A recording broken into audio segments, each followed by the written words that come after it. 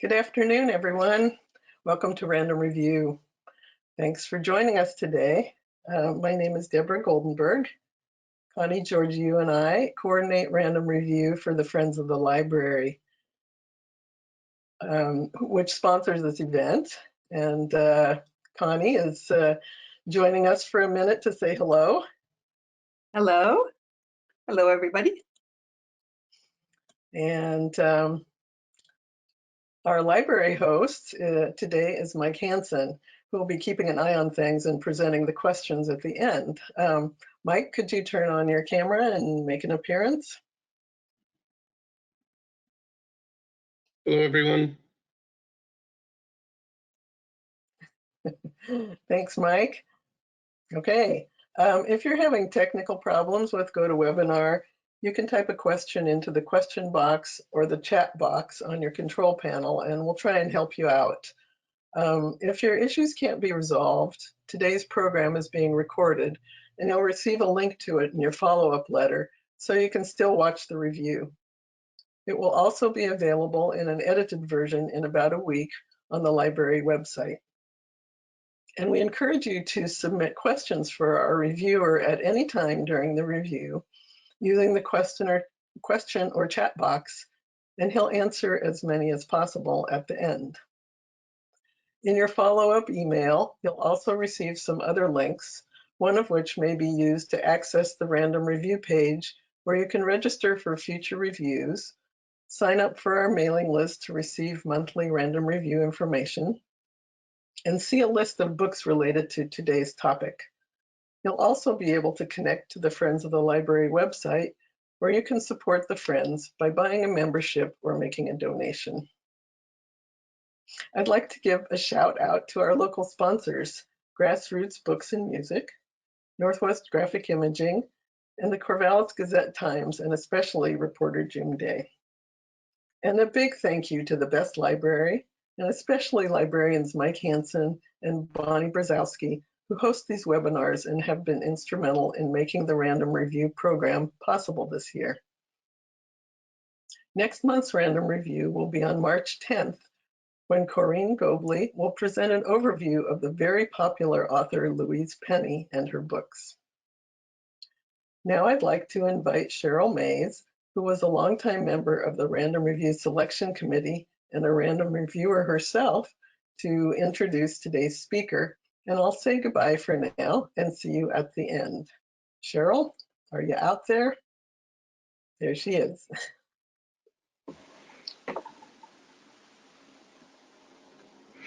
Thank you, Deborah.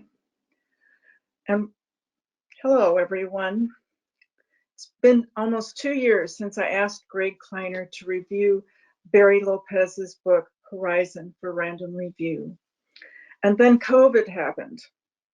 Thank you, Greg, for hanging in there with us and for reading the almost 600-page book, Horizon, twice. Like Barry, Greg is well-traveled to other countries. At age 16, he spent a year as an AFS exchange student in the mountains of northern Thailand, where he lived for a month at a Buddhist monastery under the tutelage of an ancient monk. He has had extended stays in Germany, Mexico, Switzerland, Japan, and Ecuador, as well as trips to Myanmar and Cuba. Greg is also a published author. There's his novel, Where River Turns to Sky, and a children's book, Please Don't Paint Our Planet Pink, which addresses climate change. For years, he has served on the steering committee for the Magic Barrel, an annual literary reading by participating Oregon authors, which raises funds for the Lynn Benton Food Share. And yes, Barry participated, emceeing the program in 2013 and reading from Horizon in 2019. Greg worked as a wildlife biologist and journalist. His writing has appeared in Orion, The Oregonian, The Sun, The Saturday Evening Post, Oregon Quarterly, Whitefish Review, and Terrain. He's also been a visiting professor a communications professional, and a dairy goat farmer. Who better than Greg Kleiner to review this book? And thank you, and it's over to Greg now. Thank you, Cheryl. Appreciate it. And thanks to all of you for tuning in today. I know there are some competing online events happening in the country, so thank you for choosing this. I want to thank the library for doing these random reviews, and especially Cheryl, that introduction, and then Deborah and Connie for your work on the committee. These reviews are really gifts to the community that I'm grateful for, and we writers need readers, and this is a wonderful way to promote that. Before we get rolling, I want to just take a moment and acknowledge that we are on Kalapuya land today, at least here in Corvallis, and that the Kalapuya people still live among us, and I know Barry would want us to pause to honor these people and this land. So I'm going to start a slideshow here, and you'll be able to watch along with me as we roll. As most of you know, Barry passed over about 6 weeks ago. So this presentation, I had to kind of retool it. And it's going to be a combination, part celebration of life and part book review, which is, of course, I understand, an impossible combination to deliver in just 50 minutes, especially from a book that runs to nearly 600 pages and by a man whose life was quite extraordinary in so many ways. But I will do my best in honor of Barry and the life that he lived. Barry often talked about helping and how he wanted his storytelling to help the world. He said, "I want to live a life that helped." I believe he did just that through his writing and speaking, his passion for the health of our planet, and his gentle and very generous spirit. You know, the world lost Barry on Christmas Day this year, just shortly before his 76th birthday, and just a few months after the climate-fueled wildfires came charging down the McKenzie River Canyon. They took his outbuildings around his house. The house was okay, but he lost all the trees on his land, as well as the outbuilding where a lot of his archives were stored, as well as his typewriter, his old IBM Selectric typewriter and other things. And he wrote about that. The line he said was, "The land around us, as far as we can see, looks flayed," about those fires. So then the family, they moved down to Eugene for his last days.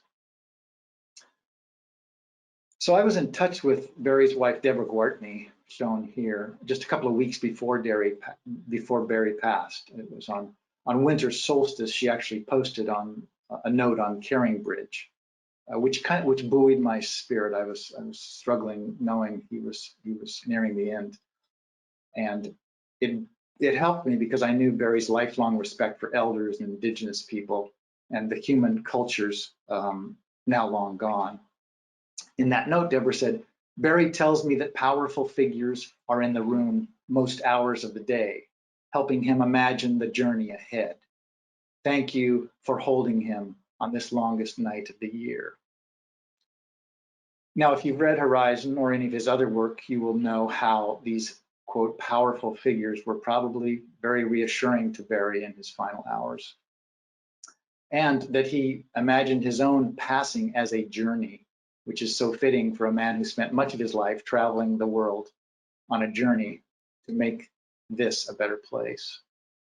You know, I personally wonder that maybe Barry waited and hung in there through the winter solstice, knowing the light in the northern hemisphere would begin to bleed back at that time, and the days would start to lengthen, offering some small glimmers of hope to the loved ones that he departed from too soon, some light in the new darkness created by his absence. Not sure, but that's my take. Barry has always written so beautifully about light, and he has left so much light behind in the form of his brilliance, his passion, curiosity, his book, storytelling, and so much more. I hope that humanity will tap this light of Barry's to help us illuminate a reimagined path toward a toward a new horizon. A little history of this random review, as Cheryl said, was originally scheduled for a year out, and then the COVID hit, things changed. Here we are all online instead of in person, but that's the way it is. Thank you all for coming. Again, I appreciate you logging in and listening today and honoring Barry. When this did get changed to an online event, I started scheming about how could I figure out a way to have Barry pop in during the meeting in some way and surprise people. But his battle with prostate cancer took a turn and he was suddenly gone from this world. So as I reread the book for a second time, now after his passing, his words impacted me in different ways. Some passages stood out more luminously, other parts made me pause in a new and different way. And I noticed even passages that it seemed as if I hadn't even read before the first time through. My connection to Barry, as Cheryl said, was through the Magic Barrel, where we'd invited him. Well, actually what had happened is his wife, Deborah, we invited her to read. She had a new book out in 2011. So she came along to the Whiteside Theater, and I looked over at one point, and there's Barry sitting next to her, unannounced. He just tagged along, which was great. So I talked to him, and we decided to ask if he'd be willing to MC the event in 2013, and he agreed. He said he really believed in what we were doing, using words and literature and storytelling to raise money and for the hungry and make the world a better place. So some years went by, and as we came up on the 25th anniversary event in 2019, I suggested, well, let's invite Barry again. Now I knew he was struggling with a slow-moving cancer, and I doubted he would drive miles and miles in the fall to read for a mere 7 minutes. The readers are limited to that amount of time, but he agreed. He graciously accepted. He showed up and he read, and it was amazing. As usual, he brought his presence and his spirit to the event. And after the show, I walked Barry to his truck, and I asked about his health, and he said he was hanging in there, but it wasn't hopeful. And we said goodbye, and he drove home, and that was the last time that I saw him.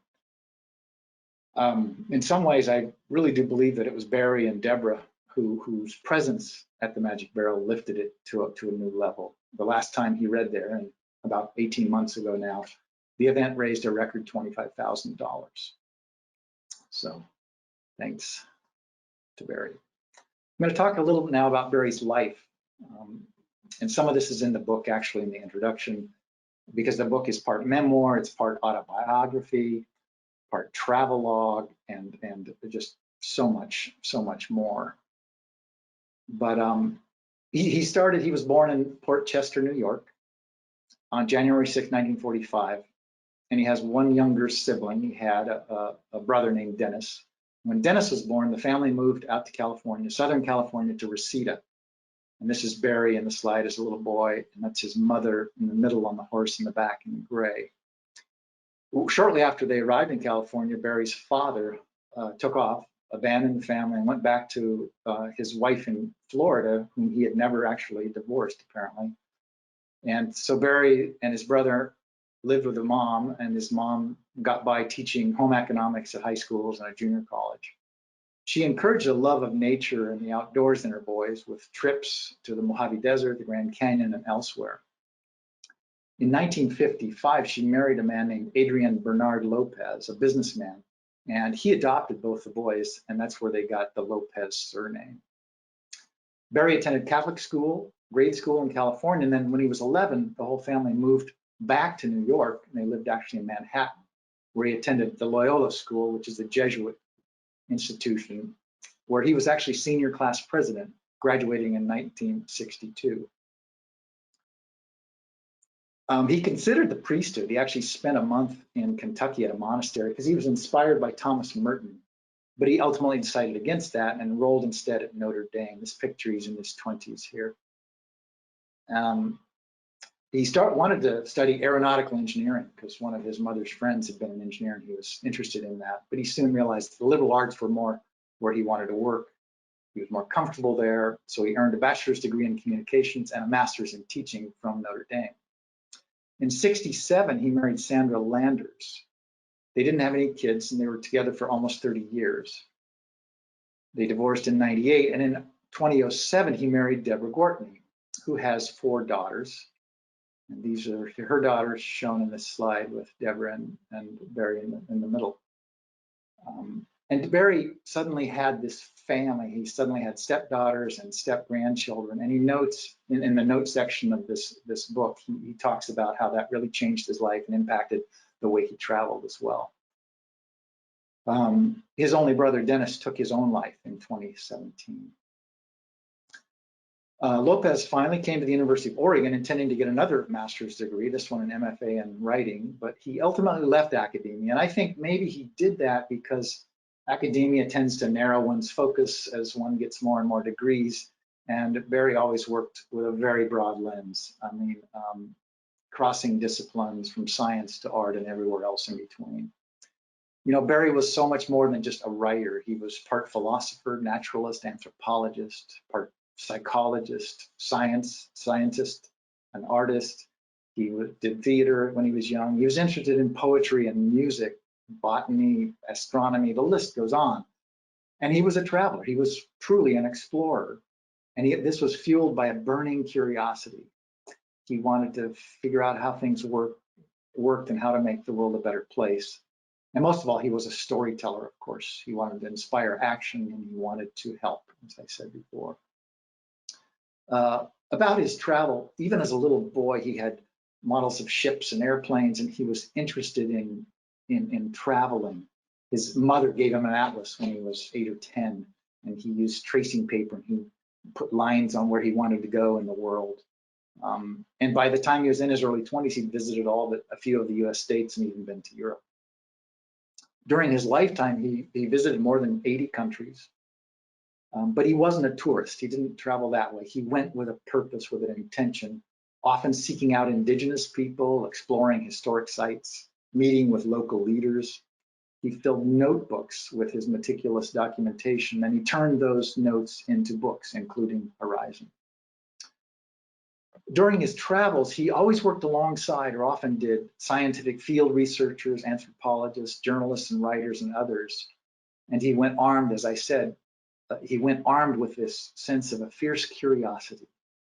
He took a pair of binoculars, his notebooks, compassion, and a drive to better understand all the species, including humanity, and how we might one day learn from other creatures and cultures, and especially the early cultures, so that we could create a better way to live here on the earth.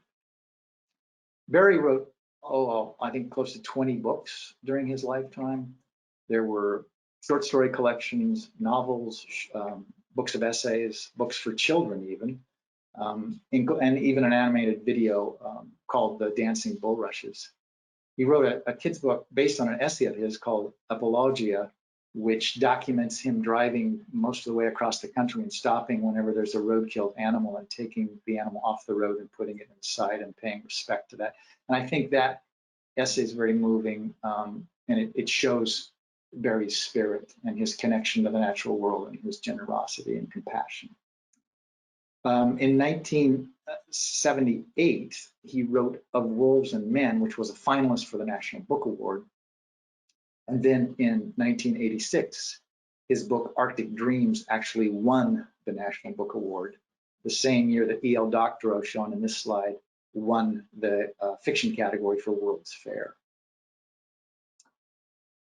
In 2013, Barry wrote a powerful and moving essay called The Sliver of Sky, which ran in Harper's Magazine, and it described the years of sexual abuse that he endured as a boy, perpetrated on him by a male acquaintance of his mother's. Unbeknownst to her, this was happening. And the article's title, The Sliver of Sky, comes from the narrow gap of light below a blind that was down in the abuser's house, through which Barry would look outside when this was happening. A little sliver of sky showed there. And Barry, in this essay, he says, and I quote, "In bed with him, I would try to maneuver myself so I could focus on the horizontal sliver of sky visible between the lower edge of the drawn blinds and the white sill of the partially open window. passing clouds, a bird, the stars. And I honor Barry for writing about that tragic time in his life and helping shine a light on that condition that is too often shrouded in darkness. And that reference to a horizon there leads me to talk about some of the horizons in the book. This is a theme that runs throughout it. Even as a young boy in California and in New York, he was looking out at the horizon of the ocean and longing to swim out there and see what's beyond. He wanted to get away, go out and see the world, to explore horizons. I think he heard a calling to horizon. He mentions that in the book, that how can we hear our calling toward that horizon? So I think he was called. And these horizons, I believe they offered him some semblance of hope in a world he had watched become badly damaged by humanity's obsession with profits and extraction and global exploration that essentially wrested lands from the people who had inhabited them for thousands of years. So let's go now to the book, and we're going to talk a little about that. There's one of the back blurbs on the book is a note by Andrea Wolf, and she says this: riveting, seductive, and beautifully written. I don't know of any other writer who so mesmerizingly and so seemingly effortlessly weaves together art, science, and poetry. I found myself underlining sentences on every page. And I could so relate to that because I underlined passages, I asterisked them, I scrawled in the margins. The book is bristling with these sticky notes and marks, and yeah, over 600 pages. It's hard to try to even review a book of that length and that complexity in this amount of time, but I'm going to see what we can do. I wound up with 30 pages of notes, and of course I had to take a chainsaw to those for this to fit into this time today. So in this review, I'm going to go through the book, dropping into each of the 6 main chapters, and we'll just be barely dipping a toe in, but hopefully it'll give you a sense that you get a taste of the book, this journey, and if you haven't read it, you're moved to possibly pick it up and read it. This book it's hard to review because it really defies categorization or description. Its pages are just brimming with richness. There's so much information and insights. There's musical references, snippets of poetry, scientific insights, and research results, and images that simply make the reader pause.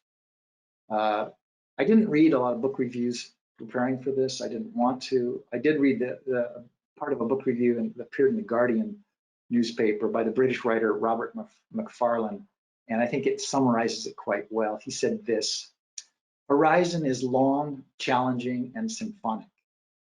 Its patterns only disclose themselves over the course of a full, slow reading. Rhythms rise and surge across 500 pages. Recursions and echoes start to weave. This is a book to which one must learn to listen. Lopez has given us a grave, sorrowful, beautiful book, 35 years in the writing, but still speaking to the present moment. No one can now miss the alarm in the air. So the book does sound an alarm. It mentions climate change and other issues happening in our world, but it also paints a great deal of beauty, as well as brushstrokes of hope that Barry gives us. The structure of the book is, as I said, it's 5 different chunks. It's based on his travels, both past travels and then some more current trips he took. And he went back through his notebooks and came up with this book. It actually was under contract for over 30 years. He just didn't get to the place where he felt he could write it, but he finally did. And this is his swan song. As you go through the book, it touches down on continents and islands and vast oceans. There's deserts. There's diving in warm tropical waters, and there's scuba diving in the crystal clear icy sea waters of Antarctica. The main locations starts on Cape Foulweather, Oregon, then it goes to the Arctic up in Canada near Greenland, then it drops down to the Galapagos Islands off of the coast of Ecuador in South America, and then it heads east to the east side of Africa to Kenya, where Homo sapiens evolved. From there, he drops down to Australia. He circumnavigates the entire continent of Australia. And finally, he winds up down below on the great expanse of ice and rock that is Antarctica. All the time, he's weaving in other stories and thoughts and ideas through this book. It's a beautiful ball of yarn, I guess, and it's well done. There are some themes that run through the book. I talked about horizon already, the sense of a horizon, and what that means. There's a connection to the natural world, and he talks about how we think we're apart from the natural world, but we're actually a part of it. We have a shared biological fate, just like the other animals do, and the plants. And he talks about the natural world versus human culture, the power of the natural environment on the human condition and how we can learn from that. There's a quote, he says, "Much trouble is caused by humans being apart from the non-human world. People's attempts to overrun, streamline, or just dismiss the world as simply a warehouse for materials or mere scenery." He also talks often about this biological reality that kind of hits us in our tracks, which is, surprise, nature will be just fine without us. Another theme is the imagination, the power we have to imagine a better place, to reimagine and act on that imagination. And he wonders, what will it ultimately require for us to do that and talk about our shared biological fate in a new imaginative way. The book also has a theme of love that runs throughout the pages in a wonderful way. A couple of quotes come to mind about that. The first is, "It has long seemed to me that what most of us are looking for is the opportunity to express, without embarrassment or judgment or retaliation, our capacity to love." The other one, he says, "The failure to love or to be loved explains most of the mental pain people endure.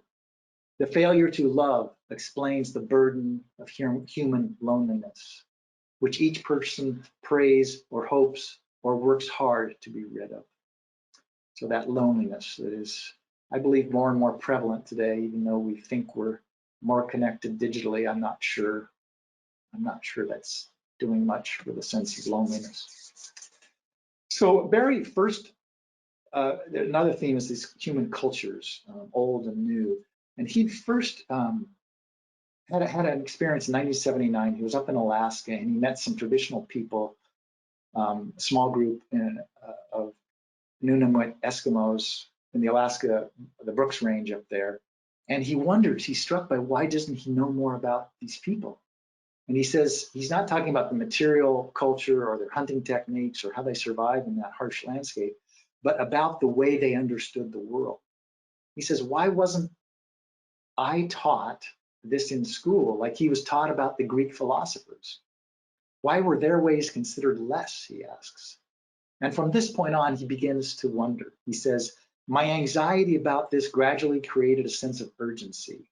Wherever I have traveled since then, I've often wondered, what is going to happen to us? What is our fate if we do not learn to speak with each other over our cultural divides, with an indifferent natural world bearing down upon us? So another theme is elders and wisdom keepers and how we need to listen to those people.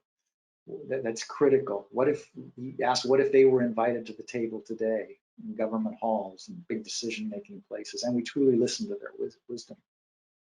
He says, where today can the voice of such guardians be heard over the raucous din in support of economic growth? So next in the slide I'm showing here are the end papers of the book. They're the papers right inside the cover and both in the front and the back of the book. This is a painting by Nicholas Roerich, the painter, and it's set in the Himalayas here. And Barry talks about this in the introduction about this person on this horse is leaving this village, and you can see there's two people at the village with water jugs on their head, and the person on the horse is turned and looking back. And Barry talks about this predicament of departure. the desire so strong to head out, yet at the same time feeling a breach opening, the breaking of a bond that can only be repaired by returning. So he could relate to this sense of urgency the writer in the painting was feeling, he thought.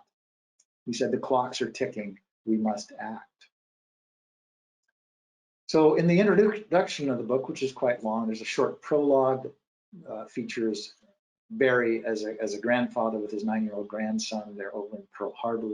And we go to the introduction, which has more background about Barry's growing up in Southern California, where he met a friend of his mother's named Dara, who worked at the Santa Barbara Botanic Garden and introduced Barry to plants and things like that.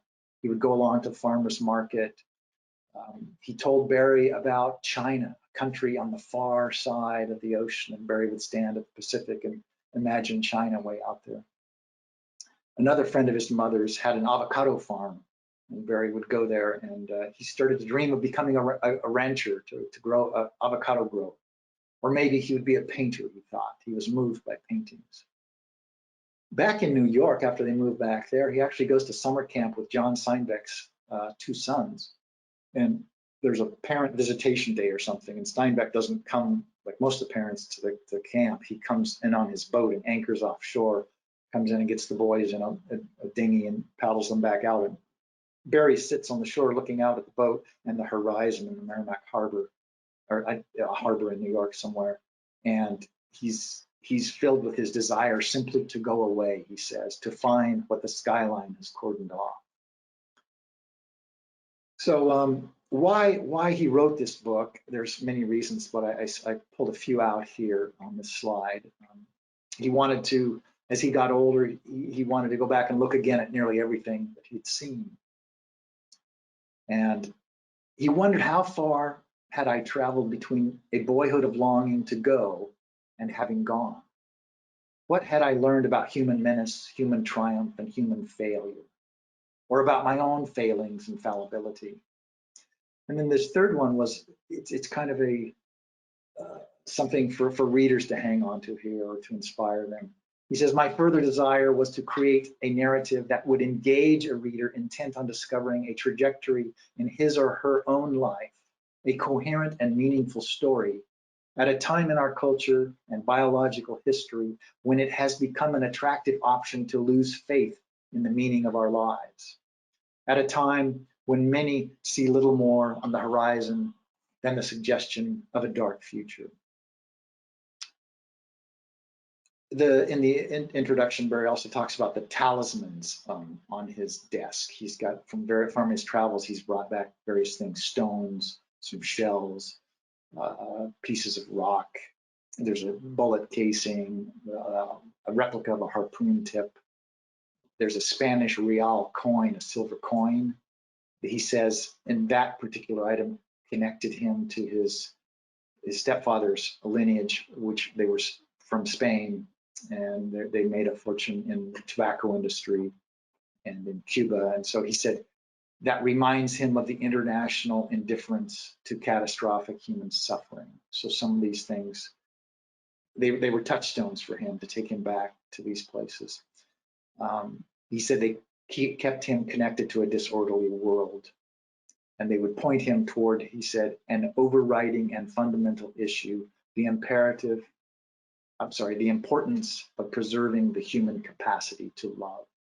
So you can imagine his desk up on the Mackenzie River with these talismans that he's brought back. And he also, at one point in the book, he questions taking some of these things that he sometimes took, and said that probably wasn't right to leave them.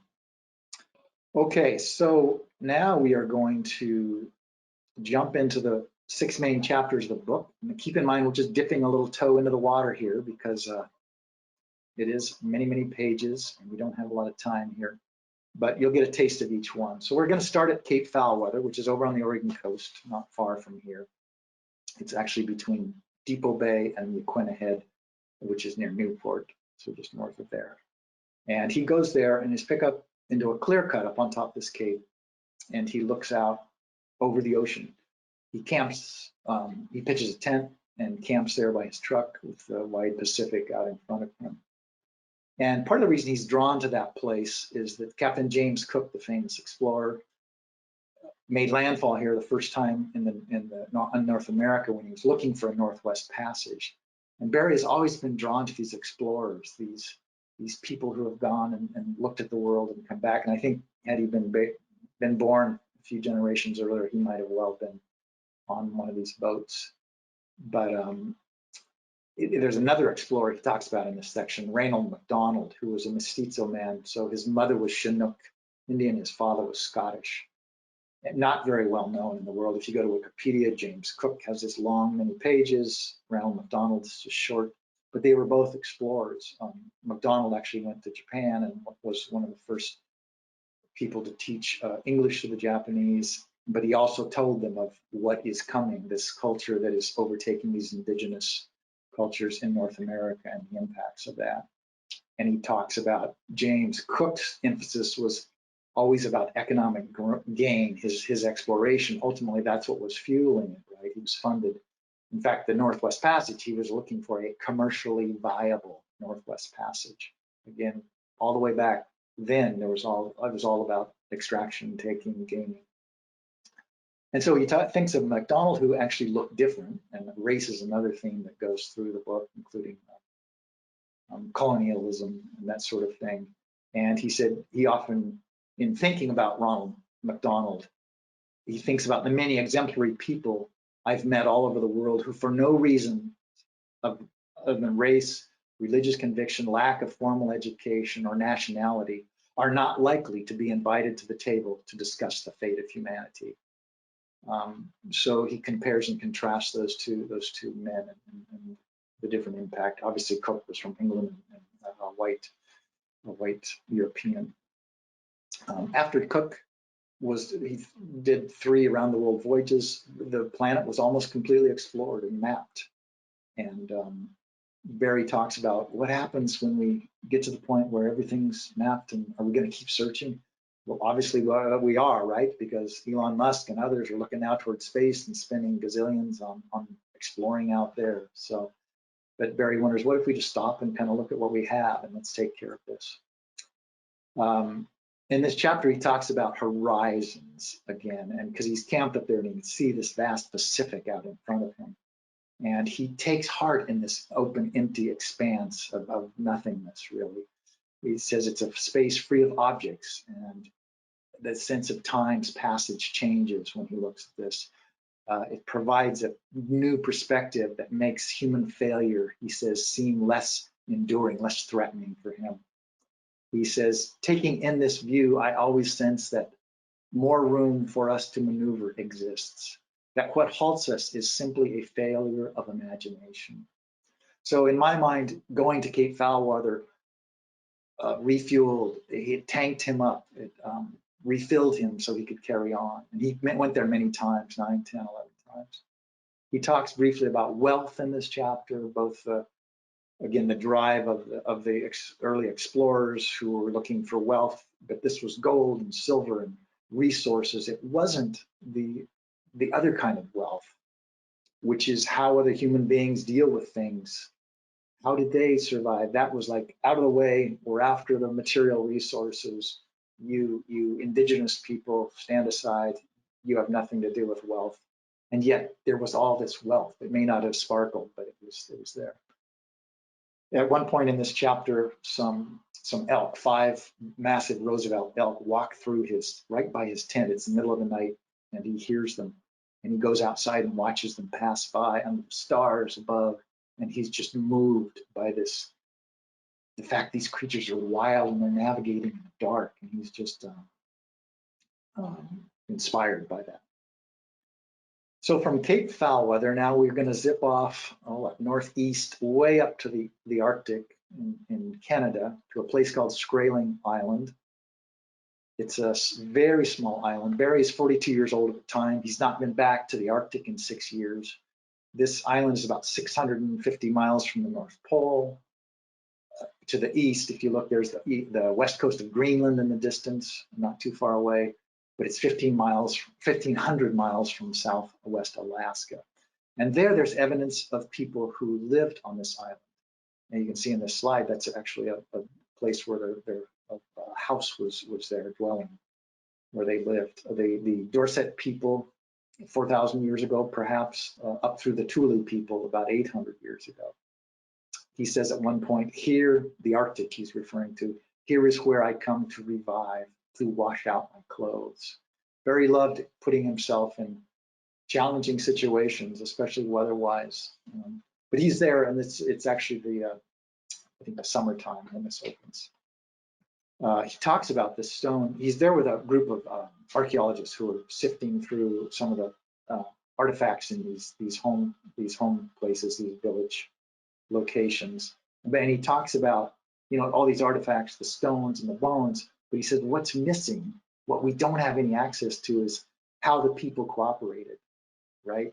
How they cooperate. They had to cooperate in order to survive. How they do that. What were their approaches to parenting, psychology, ceremonies?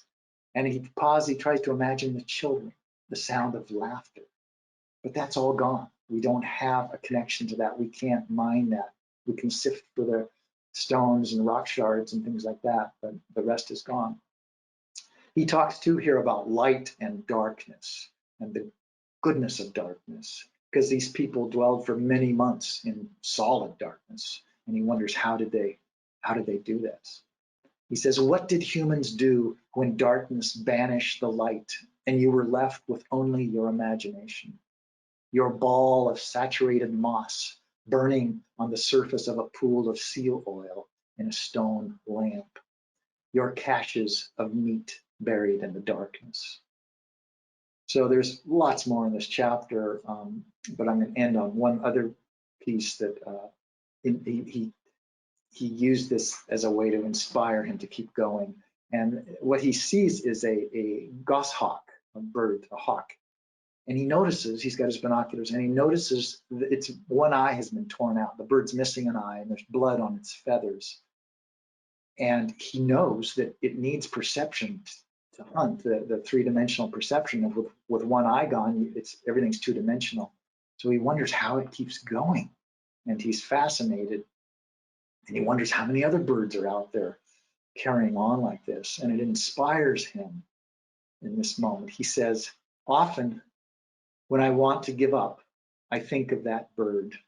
How many other such severely wounded birds are there in the world still hunting?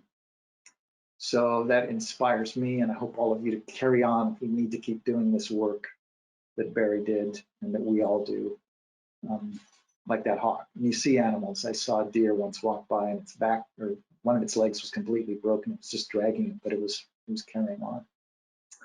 Here's another image of one of the house sites there on the Skraeling Island. Not much left, but they would. Oh, by the way, they'd use whale bones and then do sod roofs on these things. Is how they built these homes. The bones, of course, are gone now. He does talk about tourism is starting to build there too, so not ideal. So next we go to down south now to the Galapagos Islands, which are beautiful, that weren't inhabited by humans for a long time. Lori and I actually went there when we were, shortly after we were married. This was just 3 years after Barry was there in 1986. But he talks about the balance and the beauty of this place, the open ocean all around, and the balance of progress, quote, human progress, and the impact on the geography and the environment. Ecuadorians coming over to seek better living. You have tourists coming in by the boatloads, and the impact there. And then you have the national park staff who are working very hard to keep things kind of in check. Here's a view of Puerto Ayora, which is the port where most of the tourists start out, and it looks nothing like when Lori and I were there in 1989. It's grown significantly. At one scene in this book, Barry goes down to the beach to watch sea turtles hatch out of their eggs and scuttle off toward the surf where they're safe in the water, while these ghost crabs are trying to catch them. And turns out on the way back, walking back to his hotel back in town, he's actually chased by a few feral dogs. And to him, he says it reconnects him with the fear and the vulnerability that humans used to feel when we had predators. We don't now. In fact, we've kind of bypassed all the things that used to keep our population under control. He talks about feral animals on the islands, the pigs, the goats, the donkeys, dogs, cats, all these that have an impact. The pigs root up the turtle eggs, and it's not ideal. But he also talks about the beauty in the Galapagos, and he does this in a gorgeous way. There's a moment where he's on a boat as part of a group, and they're shuttling between islands in the night. And he goes up on deck and goes out to the bow, and he's looking down, and the wake that's generated by the boat, suddenly he notices these flushes of color, kind of a blue-green, and it's bioluminescence, which is created by plankton in the water that's being disturbed. And what's disturbing the plankton are these dolphins that are playing in the wake of the boat, or swimming there. And he's just transfixed. He says it went on for an hour and a half. He couldn't take his eyes away. He didn't know if more dolphins were coming in and others were leaving and taking breaks or what it was, but he was just like stunned by this. And finally they go away. And then this huge 50-foot bloom of bioluminescence glows right in front of the boat. And he has this panicky moment of like, oh my God, the boat's going to go into this hole in the water or something in the darkness. And then he doesn't, they get through, they go on, and afterwards he wonders if it's a whale, a massive whale that was rising to the surface and it sensed this boat going over, so it went back down. At one point he frees more than a dozen sea lions that are tangled in a lost fishing net. There's a lot of trash in the ocean, as we all know, and he talks about the plastics and all of that. And then he has a scene where he's diving in the waters of the Galapagos amid a school of these orange-eyed mullet, thousands of these fish, they're silvery, and he's diving, and he says he puts his arms out and the fish kind of back away, and then he pulls himself into a ball and the fish come in close. And he says this about that moment, which is pretty stunning. This slide actually shows a hammerhead shark. These aren't the mullets, but this is just diving. But about that mullet when he was diving with, that moment when he was diving with these orange-eyed mullets, he says, that minute and a half was an experience my body as well as my mind continued to remember. Here for me was the edge of the miraculous. In every corner of the world, there was such resplendent life, unexpected, integrated, anonymous. So then he talks about, of course, Charles Darwin and publication of the book On the Origin of the Species, and how that book really triggered blowback from theologians and others, because it suggested that biological change follows no preset course. It's like, wait, what? Not only was Homo sapiens not headed in any particular direction, but humanity had no endpoint in perfection. And there was no hierarchical arrangement of earthly species where Homo sapiens sat at the apex. There was little difference between people and animals, and this was like shocking to the world. And the resistance was fierce, he says, and it still lingers to this day. He talks about there are some fundamentalist Christians who have gotten to become certified guides in the Galapagos so they can emphasize a special creation of human life. So from this place now we go to, we now head up to Africa, the Rift Valley. It's in Kenya. It's near Lodwar, Kenya, near the Turkwell River. And Barry's with some archaeologists, Kenyan archaeologists, and assistants. They're camping on a tarp, a group of 5 or 6 of them. They're sleeping out on a tarp, camped out at the portable kitchen, and they're looking for fossils. And every day they go out, these 5 or 6 abreast, 6 feet apart, and they have sticks, and they're just looking for pieces of bones. And he learns a lot about this. And this chapter is really about the slow human evolution of this, starting millions of years ago and carrying on, and how culture started to play a role 55,000 years ago, and how that now plays a role with the environment. He talks too about the fast pace of current evolution with electronics, communications, this evolutionary shift, another one we're in, it's fast, and he wonders if maybe that's affecting us. He wonders, does it play a role in some of these disorders like autism, narcissism, bipolar disorder, as well as altruism and aggression, perhaps, and contributing to the growth of anxiety disorders. He wonders, are we evolving too fast now? Grandparents can't keep up with the technology. It's a different place. He touches a lot on colonialism and racism in this chapter and the impact of missionaries. I won't go into that too much because of the time, but the Turkana people at one point, some people come to their camp and says, what are you doing here? You haven't asked our permission. Are you looking for gemstones? And they say, the leader of the group says, no, we're just looking for old bones. But he touches on that. Again, he talks about elders and that piece. And he wonders, again, what would happen if elders were there.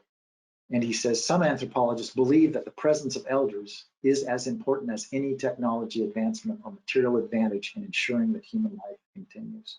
And he wonders, what have modern cultures done with these people?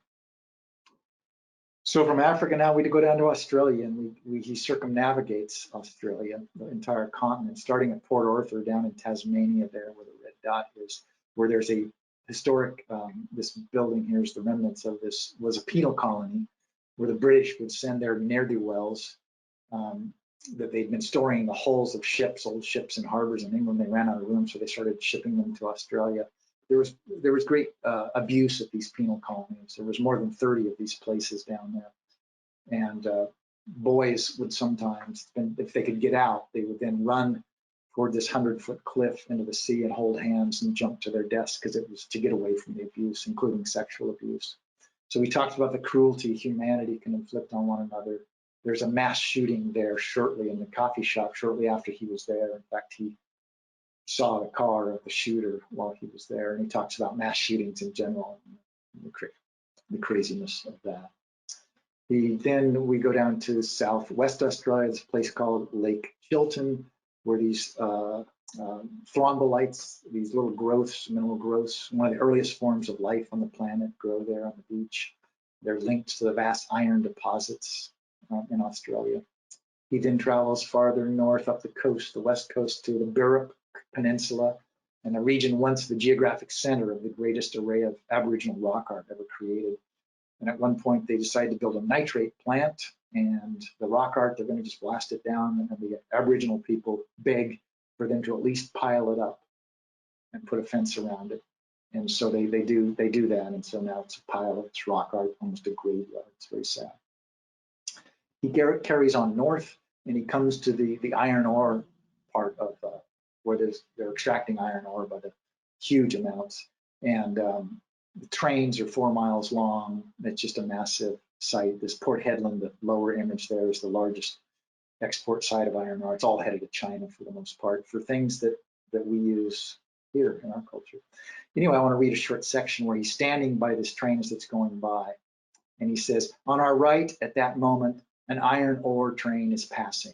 On our left, a group of 8 Aboriginal people are standing still in the riverbed, fixated on the train, dressed in threadbare clothes, carrying cloth bundles, holding their possessions. The group has the look of an extended family. The passage of the train is traumatic.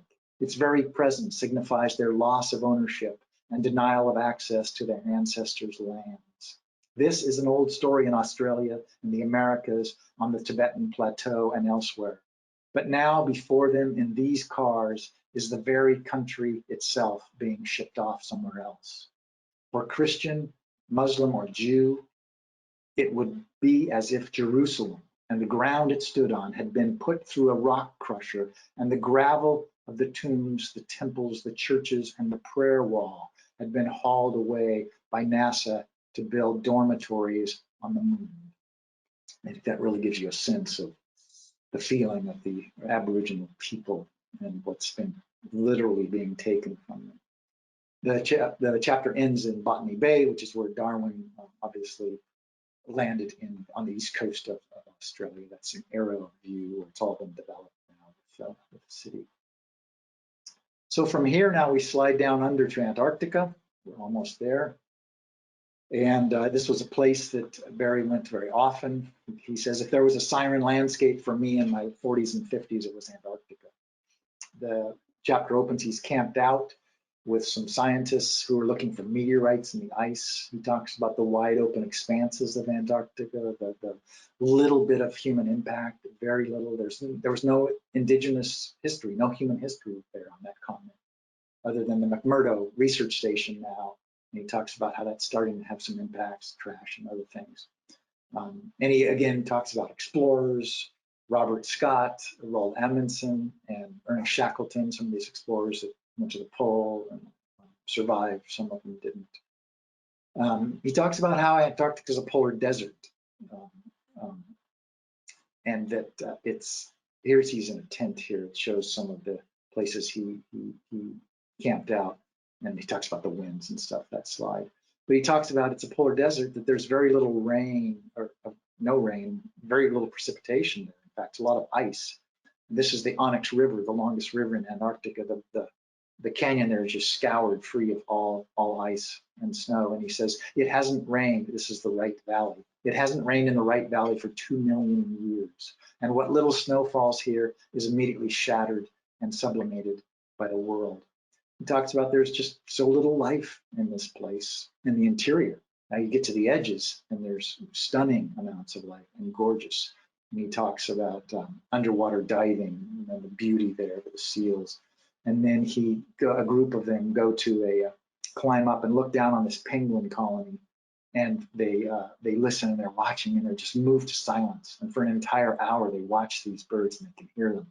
And he's moved because this is such a place where death lurks. He's moved at the sense of life here. And he says, as they're getting ready to leave, he doesn't want to leave. And he says, leaving here feels like walking out on a piece of music before it's finished. Music that is so beautiful it fills you with something unbearable. Then he spent some time in southern Chile and Tierra del Fuego. And again, there's tons in all these chapters, but I'm going to wrap it up here and leave you with a final thought or two. There's a day he's in Sydney, Australia. He's walking to a museum to give a talk, and the clouds are gorgeous and the light again. And he's buoyed, he's feeling good. And he says, this reinforced a feeling I had in that moment, a faith that no matter what people had to face in the world that is coming for us, they would fare well. Whatever the nightmare, some group of us would see a way through for ourselves and others. And then he quotes 7 short lines from a poem by the poet César Vallejo. The poem is called El Pan Nuestro, which is our bread, and the 7 lines are this. And in the cold hours when the earth smells of human dust and is so sad, I want to knock on every door and beg forgiveness of whoever's there and bake bits of fresh bread for him here in the oven of my heart. So I'm going to end on this, honoring Barry's vision and horizon by asking all of us to summon the power of imagination, to reimagine what is possible, to listen for our calling beyond the horizon, what's calling you, and to take action that helps, and not to forget to focus on love. So let's live lives that help, and let's bake bread. Thank you all for listening to this. I appreciate it. I'm going to turn it back over to Mike now.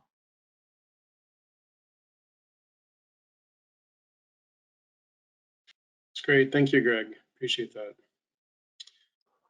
So we have a couple minutes, excuse me, for any questions. So far, we just have one comment, which I'll read that comment right now.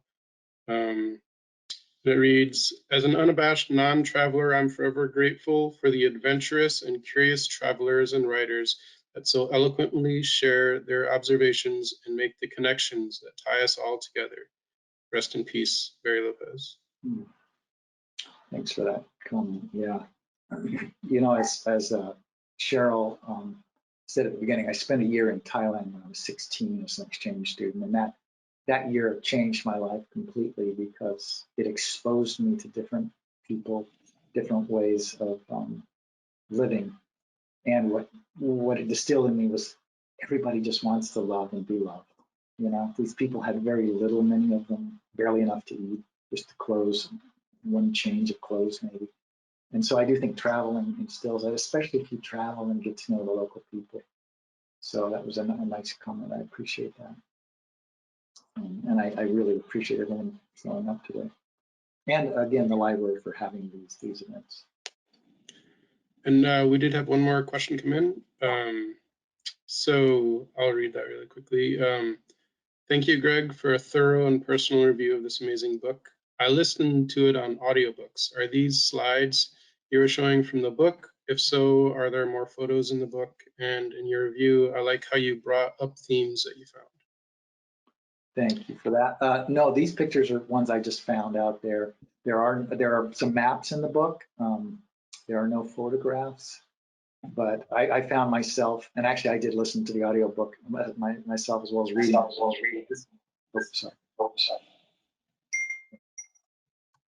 Sorry, what was that? Oh, nothing. Sorry. Go ahead. Oh, okay, there was an echo. Anyway, I listened to the audiobook myself, and it's different. You hear it, it's different, but the pictures are my own. But I found, what I was going to say was I found myself Googling up different places to see what it looked like because it was almost impossible not to.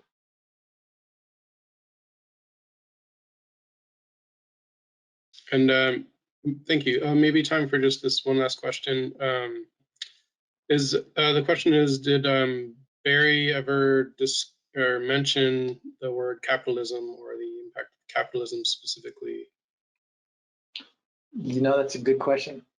I don't recall that word, but I think he does mention it, and he definitely talks about it, this extraction and this obsession with constant growth and all of that. So it's a big part of his work, and that is the system that didn't exist before until recent years, where that system goes into place, and that begins this extraction mentality, consumption, and incessant growth. One thing I learned as a biology student from my high school biology teacher is like incessant growth doesn't work in any biological system. Something comes in and checks it. Too many deer mice and the coyotes go wild, and then something knocks them back, and there's systems and balances that keeps things in check. And as humans, we've gotten rid of all of those, so population's exploding. So incessant growth, constant growth, including economic growth, does not work. So I think capitalism, we got to figure out, we got to reimagine a different way to do that, a way to collaborate instead of compete. So yeah, great question. Thank you. Great, thank you. That's about the time we have, and there's lots of thanks on here for your review, but that's about, we'll wrap it up for our questions. Thank you. I'd like to say thank you to Greg for a wonderful review, and thank you to Mike for moderating the questions and keeping us all in line. And if everybody else would like to come back, and we will say farewell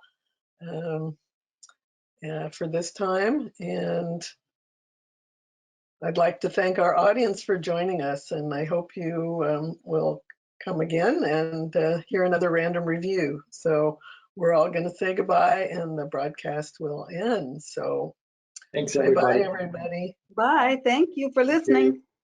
Thanks.